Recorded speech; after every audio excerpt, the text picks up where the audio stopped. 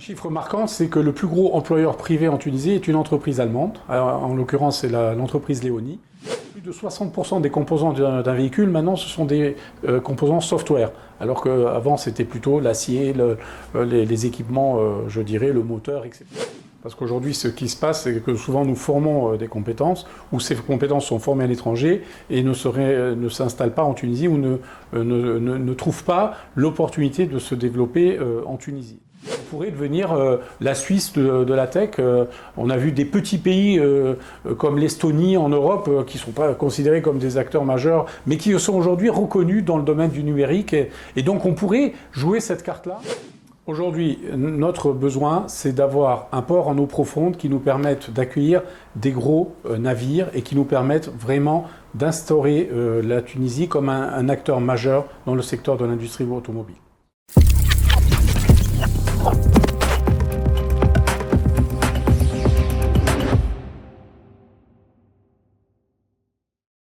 Je me présente, Ibrahim Debache, je suis l'actuel vice-président de la Chambre tuniso-allemande de commerce et d'industrie, la AAK, après avoir exercé les fonctions de président pendant plus de 6 ans.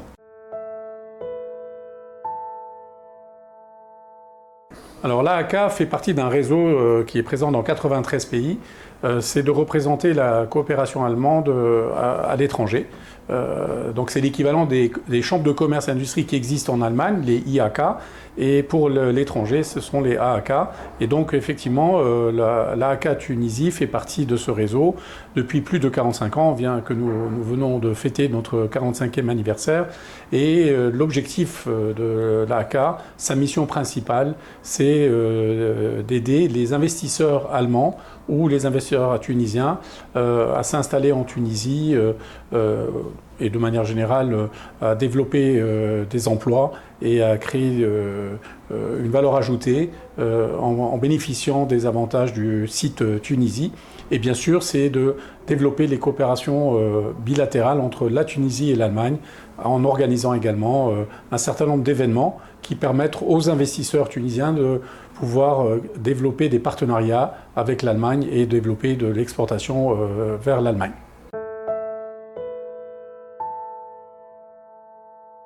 Alors tout d'abord, je dirais que nous travaillons au niveau de l'AAK sur 6 axes principaux qui sont donc l'employabilité, l'industrie manufacturière, l'environnement, la transformation digitale et numérique et également tout ce qui concerne donc je dirais l'investissement de manière générale. Dans ce cadre-là, l'industrie mécanique électrique fait partie des priorités, des secteurs prioritaires, pour la simple raison que c'est un secteur qui a permis, je dirais, à la Tunisie de se doter d'une véritable industrie depuis la fin des années 70, début des années 80, dans lequel l'Allemagne est un acteur majeur. D'ailleurs, nous pouvons constater que, selon les données de la FIPA, l'Allemagne est le deuxième investisseur en termes d'investissement direct étranger en Tunisie et donc représente un partenaire important pour la Tunisie, pour souligner également que la balance commerciale entre la Tunisie et l'Allemagne est positive au sens où la Tunisie exporte plus qu'elle n'importe de l'Allemagne. Donc c'est un élément important dans lequel le secteur de l'automobile est un secteur, comme je le disais, prioritaire, très important. Depuis de nombreuses années, nous savons que nous avons des acteurs majeurs. Donc au total, nous estimons qu'il y a environ 300 entreprises allemandes installées en Tunisie, qui représentent pratiquement 90 000 emplois. Dans ces 300 entreprises, une bonne partie font partie de l'industrie mécanique et électrique, donc l'industrie automobile de manière générale. Un chiffre marquant, c'est que le plus gros employeur privé en Tunisie est une entreprise allemande. Alors, en l'occurrence, c'est l'entreprise Leoni. Mais Leoni est un exemple, mais pas le seul. Nous avons des entreprises comme Draxelmaier, comme Kramwer & Schubert, comme Marquardt et bien d'autres. Donc ça, ce sont des acteurs importants dans le sourcing automobile. Juste pour rappel, comment s'est développé ce sourcing, c'est qu'à l'époque, il y a eu l'idée de créer une coopération industrielle, à savoir que pour que les importateurs allemands de voitures puissent importer des voitures, il fallait qu'ils créent du sourcing à partir de la Tunisie pour pouvoir équilibrer la balance en devises entre les imports de voitures et les exports de composants. c'est une réussite totale, puisqu'aujourd'hui, l'exportation dépasse largement le volume des importations. Et aujourd'hui, je dirais qu'il n'y a même plus besoin d'avoir un lien direct entre l'importation et l'exportation.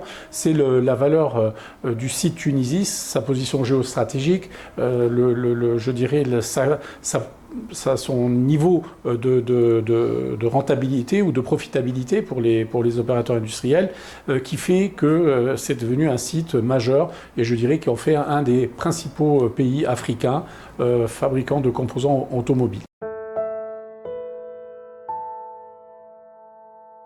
En fait, aujourd'hui, je crois qu'il faut effectivement saisir cette opportunité de cette révolution que vit le secteur de l'automobile pour essayer de s'inscrire dans la continuité de cette réussite que je soulignais et qui date depuis plusieurs décennies. Mais il ne faut pas s'endormir sur nos lauriers. Au contraire, il faut voir quels sont nos nouveaux avantages compétitifs. Et peut-être qu'à l'époque, je dirais, c'était l'aspect compétitivité au niveau coût, et essentiellement au niveau du coût de la main-d'œuvre et du niveau de qualification de la main-d'œuvre en Tunisie, qui a fait que le site Tunisie a été choisi par beaucoup d'investisseurs. Aujourd'hui, je pense que ce n'est plus un low cost, mais un best cost value, parce que aujourd'hui, ce que nous essayons de promouvoir, c'est dans le cadre de l'évolution de l'automobile, c'est l'innovation, c'est de comment la Tunisie peut saisir les opportunités des différentes transformations que vit ce secteur, que ce soit en termes d'environnement, que ce soit en termes de transformation digitale ou en termes de transformation avec l'avènement des voitures électriques. Et donc, dans ce sens-là, il faut qu'effectivement nous puissions mesurer l'opportunité qui se présente à nous et ne pas laisser cette opportunité passer, parce que les choses, je dirais, sont en train de se mettre en place à travers tout ce qui se passe d'un point de vue géopolitique, économique, mondial. La Tunisie reste, d'un point de vue géostratégique, pour l'Europe d'une part, un site privilégié, mais également pour d'autres partenaires, notamment les partenaires asiatiques, qui effectivement peuvent estimer que la Tunisie peut être un site également stratégique pour accéder à des marchés matures comme le marché européen. Et je terminerai que l'autre opportunité, c'est de positionner la Tunisie comme un véritable hub de l'Europe et du reste du monde vers l'Afrique, compte tenu de son positionnement, de sa notoriété et de son branding, qui pourrait nous permettre de nous installer et d'être un acteur privilégié du développement de l'industrie automobile africaine.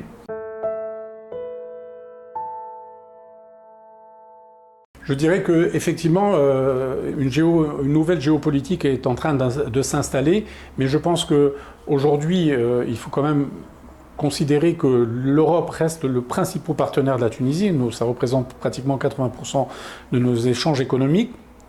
Et donc de ce fait, aujourd'hui, ce qui est important de souligner, c'est que l'Europe est en train de se réindustrialiser et de se repositionner, peut-être là où elle avait perdu, je dirais, de sa grandeur.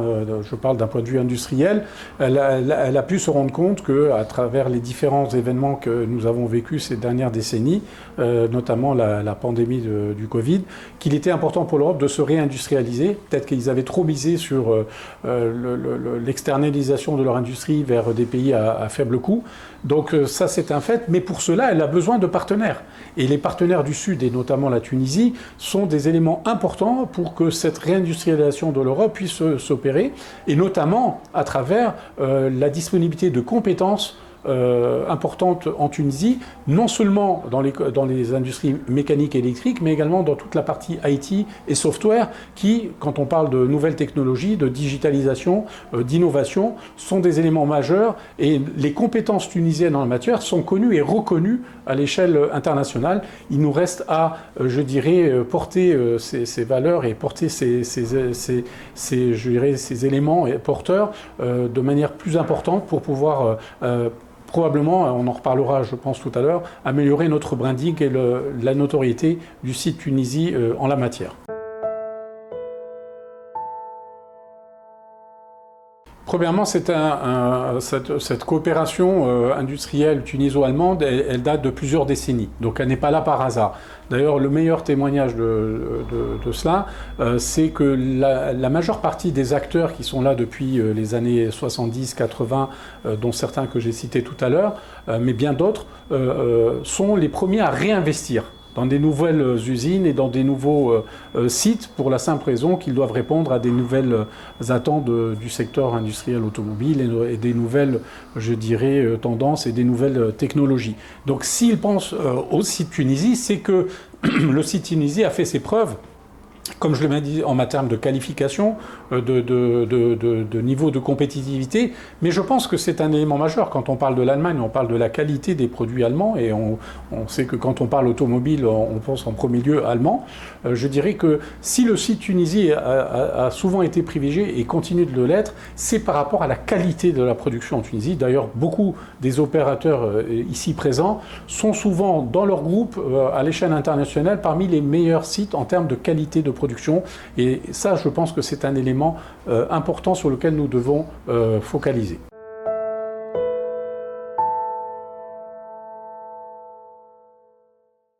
Premièrement, je pense que la position géostratégique reste et restera un atout majeur, et comme je le disais, pas uniquement peut-être pour des partenaires européens, mais même également pour d'autres partenaires, notamment des partenaires asiatiques. Donc ça, c'est un élément majeur, surtout que, comme on le sait, l'industrie automobile s'est quand même largement développée à partir de l'Asie, et on voit aujourd'hui les acteurs asiatiques de plus en plus s'installer en Europe et dans la région, et notamment en Afrique.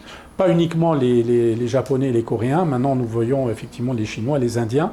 Donc ça, c'est un élément qu'il faut prendre en considération. Mais il ne faut pas s'arrêter là, parce qu'on peut être très proche de l'Europe et des marchés à forte consommation, mais il faut également que nous renforcions notre logistique pour pouvoir être un véritable opérateur. Aujourd'hui, je dirais que l'accélération, je dirais, des relations économiques se font de manière à ce que, effectivement, la logistique puisse être la plus optimale possible. Aujourd'hui, quand on parle de SWOT analysis, c'est peut-être un élément sur lequel il va falloir porter notre attention et nos investissements dans l'avenir. L'autre élément qui est important aussi pour la Tunisie, je le citais, c'est la qualité de sa formation, la qualité de son éducation, qui malgré tout reste un élément et un atout majeur, même quand on se compare entre guillemets à nos pays voisins, qui sont également des pays concurrents. Hein.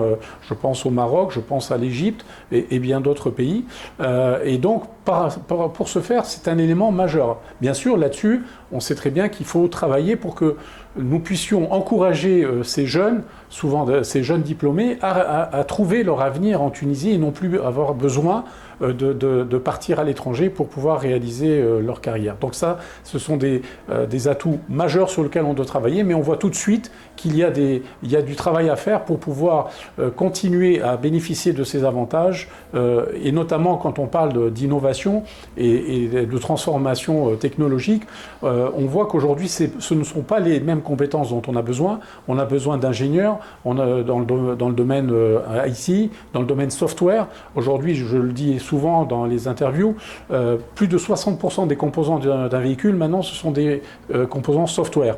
Alors qu'avant, c'était plutôt l'acier, les équipements, je dirais, le moteur, etc. Donc aujourd'hui, cette tendance-là nous permet, grâce aux compétences présentes dans le territoire et grâce à notre système d'éducation et de la proximité de ce système d'éducation de ce secteur qui est prioritaire pour la Tunisie, qui est l'industrie automobile, et tout ce qui concerne l'industrie IT, doit nous permettre justement de maintenir et même, je dirais, d'améliorer notre position en augmentant la valeur ajoutée locale. Je dirais en pouvant effectivement permettre aussi Tunisie d'avoir un taux de valeur ajoutée supérieur qui permette de créer de nouvelles richesses et surtout de positionner la Tunisie non plus, comme je le disais, en low cost, mais en best cost value. Clairement, l'instabilité de notre système, je dirais, fiscal, de notre système économique, avec des lois de finances qui chaque année amènent des nouvelles réglementations. On a aujourd'hui clairement besoin de réformes. Ces réformes sont sur la table, nous le savons. Je parlerai du code de change, du nouveau code d'investissement. Aujourd'hui, on a besoin d'un système légal, régulateur, qui encourage les investisseurs étrangers. Et pour parler du secteur de l'automobile, aujourd'hui, clairement, si nous avons la volonté de créer de nouveaux investissements en Tunisie et aller jusqu'à attirer des constructeurs automobiles, on a la possibilité de le faire, mais pas dans les conditions actuelles.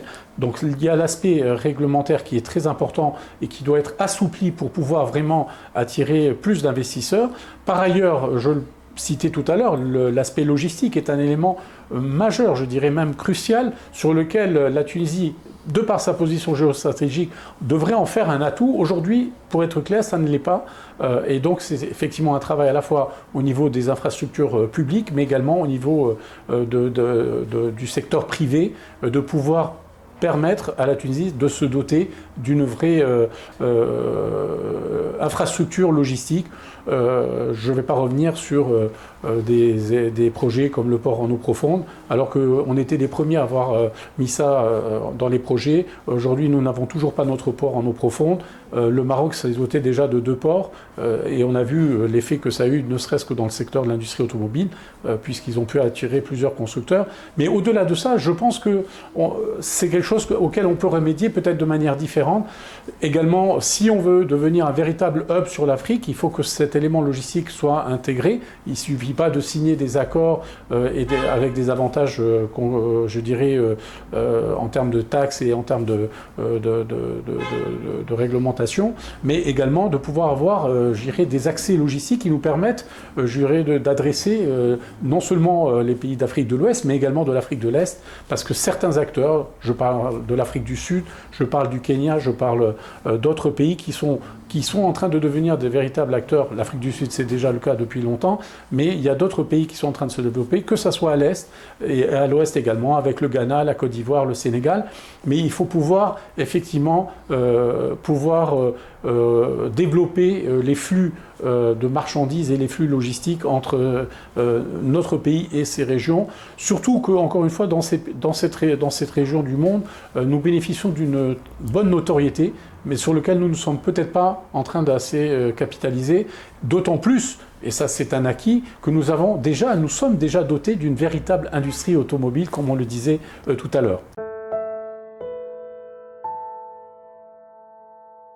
Clairement, on parle de l'avantage et de la force de la Tunisie en termes de niveau de son éducation, de son niveau, je dirais, en termes de qualification, que ce soit technicien ou ingénieur. Je dirais qu'il faut aussi prendre en considération les nouveaux métiers qui sont en train d'arriver sur le marché et qui doivent répondre aux nouveaux besoins du secteur de l'industrie automobile.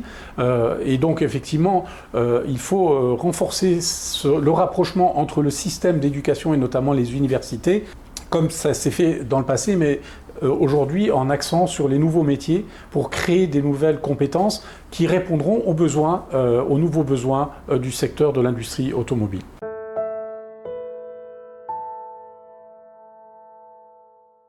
Déjà, nous ne sommes pas seuls. Et on ne nous fera pas de cadeaux et on ne nous fait pas de cadeaux. Donc aujourd'hui, il y a des nouveaux acteurs qui sont en train de s'installer, comme j'en ai cité certains. Il y en a d'autres qui peuvent se positionner. Donc aujourd'hui, nous ne sommes pas les seuls. Nous sommes en concurrence pas uniquement avec des acteurs africains, mais avec d'autres acteurs, notamment européens. Notamment, on pense, je dirais, aux pays de l'Europe de l'Est, de l'Europe du Sud, qui sont des concurrents quand il s'agit effectivement de répondre aux besoins de développement, je dirais, avec comme on en parlait tout à l'heure, de la réindustrialisation de l'Europe notamment. Forcément, ces pays sont, en plus, comme pour la plupart ils sont intégrés dans l'Union européenne, sont des acteurs également privilégiés avec lesquels nous sommes en compétition. Mais néanmoins, les besoins sont tels que nous pouvons avoir notre place. Il suffit de pouvoir effectivement mettre nos nos atouts en valeur et effectivement travailler sur nos points faibles pour pouvoir saisir ces opportunités. Et donc les menaces, bien sûr, c'est de perdre nos acquis, et ça peut aller très vite, et surtout de ne pas saisir les opportunités qui sont aujourd'hui présentes, comme on le disait dans le cadre de la nouvelle géopolitique qui se met en place, mais si on ne les saisit pas aujourd'hui, elles seront perdues à jamais. Et ce que nous avons aujourd'hui, qui est un acquis sur lequel on est fier, on pourrait très vite le perdre. On a vu l'effet, effectivement, déjà du Maroc qui a su saisir l'opportunité, qui a su se positionner avec une stabilité dans les décisions sur l'investissement, l'attractivité des investissements. Et donc aujourd'hui, imaginez qu'un pays comme l'Algérie, avec la taille de son marché, puisque c'est vrai que ce qui nous pénalise, entre guillemets, c'est un peu la taille de notre marché qui reste très faible et très réduite. Donc notre seule chance, c'est l'exportation. Et donc pour cela, imaginez qu'un pays comme l'Algérie se dote lui-même demain d'une nouvelle réglementation qui attirerait des investisseurs, qui offrirait un certain nombre d'avantages que nous serions incapables de suivre. On pourrait très vite perdre notre positionnement et peut-être perdre le potentiel de nouveaux investisseurs. Donc je dirais aujourd'hui, il est urgent de pouvoir mettre tous les moyens en œuvre pour pouvoir saisir l'opportunité qui s'offre à nous avec cette révolution véritable que vit le secteur de l'automobile.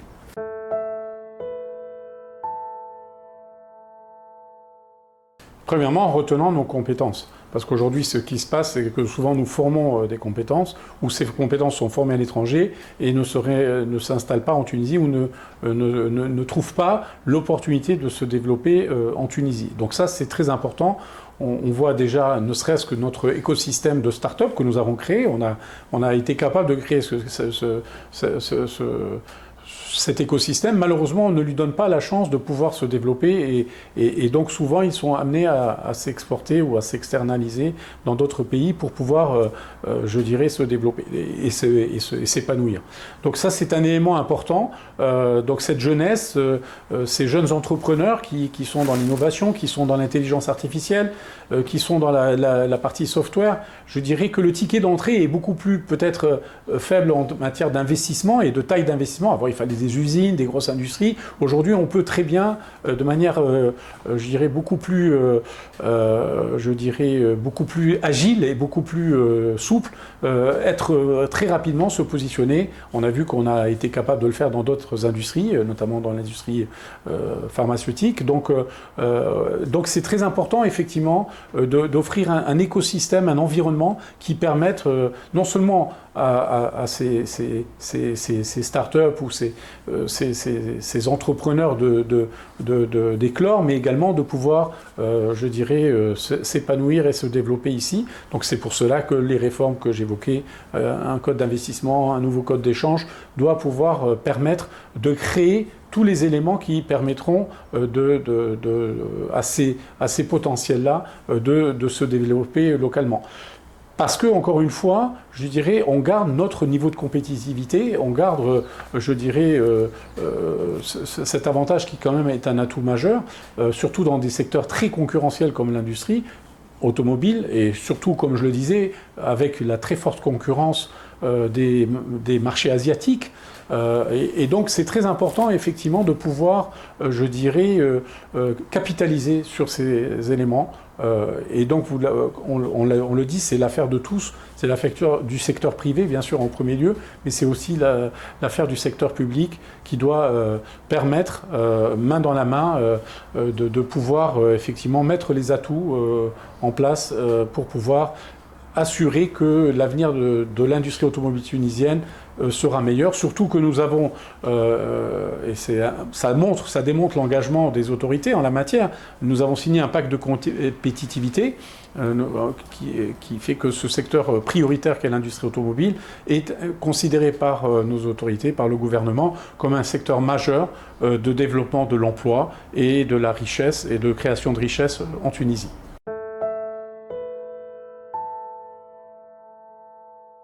Alors, avant de parler du BrenTech, je pense qu'il y a un élément qui va nous amener vers le BrenTech. Il y a un élément important, aujourd'hui, c'est l'environnement.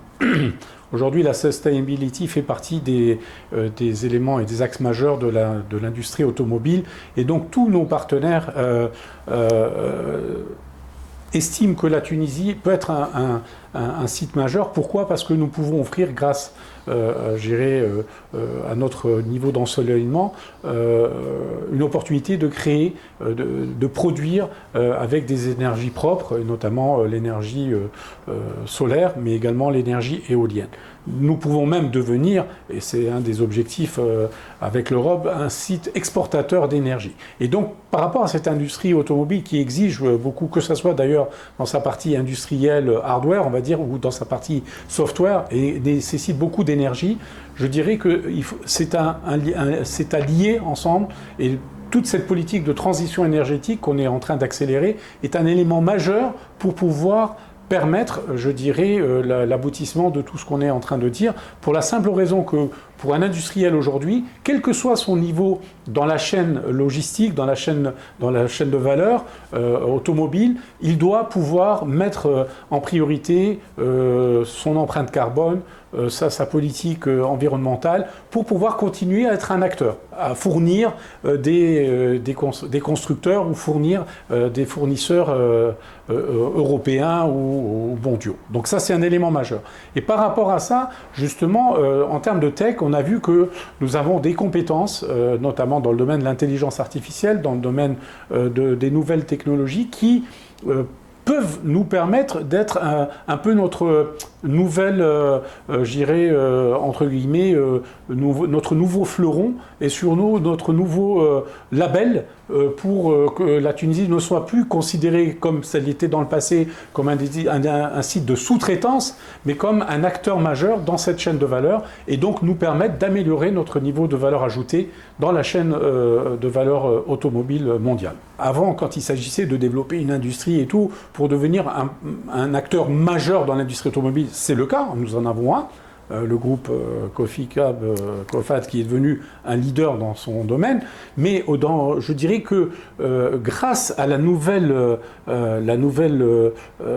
technologie, grâce au software, grâce à l'innovation, on pourrait créer des multiples entreprises qui pourraient devenir leurs leaders mondiaux, les leaders mondiaux dans leur secteur, mais très rapidement. Pourquoi? Parce qu'il y a cette agilité, cette souplesse qui fait que n'importe quel entrepreneur ou entreprise peut se positionner en leader sur son marché et devenir, grâce à l'innovation, grâce aux nouvelles technologies, un leader de son marché. C'est pour ça que je parlais du cas de Instadi dans un autre domaine, parce qu'effectivement, ça démontre que le ticket d'entrée est beaucoup plus, je ne dis pas facile, mais il est beaucoup plus accessible, même pour des opérateurs tunisiens, même sur un petit marché comme le marché de la Tunisie, mais qui pourrait très vite devenir, je dirais, un marché important pour pouvoir... on pourrait devenir la Suisse de la tech. On a vu des petits pays comme l'Estonie en Europe, qui ne sont pas considérés comme des acteurs majeurs, mais qui sont aujourd'hui reconnus dans le domaine du numérique. Et donc on pourrait jouer cette carte-là, parce que ça nous permettrait non seulement, bien sûr, d'adresser les besoins du secteur automobile, mais d'autres secteurs. Parce que quand on parle du IT, c'est dans tous les domaines, dans la médecine, dans l'automobile, dans le textile, dans l'informatique, tous ces secteurs porteurs et qui vont demain être demandeurs de compétences et d'innovation.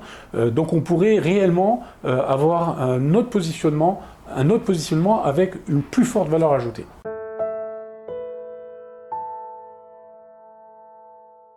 Aujourd'hui, notre besoin, c'est d'avoir un port en eau profonde qui nous permette d'accueillir des gros navires et qui nous permette vraiment d'instaurer la Tunisie comme un acteur majeur dans le secteur de l'industrie automobile. Cadre réglementaire, un nouveau code d'investissement et un nouveau code d'échange.